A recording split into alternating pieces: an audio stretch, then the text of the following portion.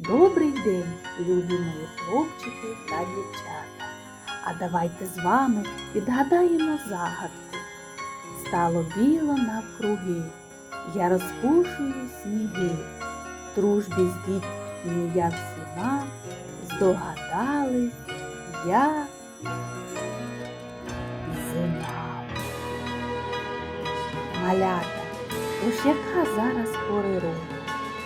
Так, зима. А давайте з вами пригадаємо зимові місяці. Грудень, січень, лютий. Зараз у нас місяць січень. Це другий місяць зими і перший місяць року. Можливо, саме через це січень і отримав таку назву. А ще його величають царем морозів, бо він найхолодніший місяць. У січні не тільки сніг січе, а ще мороз вогнем пече. Товщає літна річка, ростуть сніжні кучугури. У січні бувають дуже сильні морози. Уся земля повністю вкривається снігом. У січні святкують Новий рік.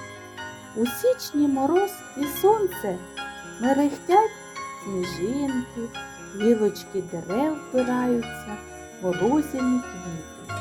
Пухнастий іній, наче святковий одяг. Здавна кажуть, що зима будує літо, а її будівельником є сніг.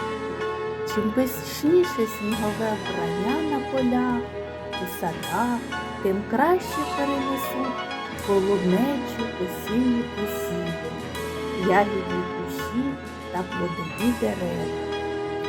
Ось ви, дітки, дізналися про другий місяць зими – місяць січень.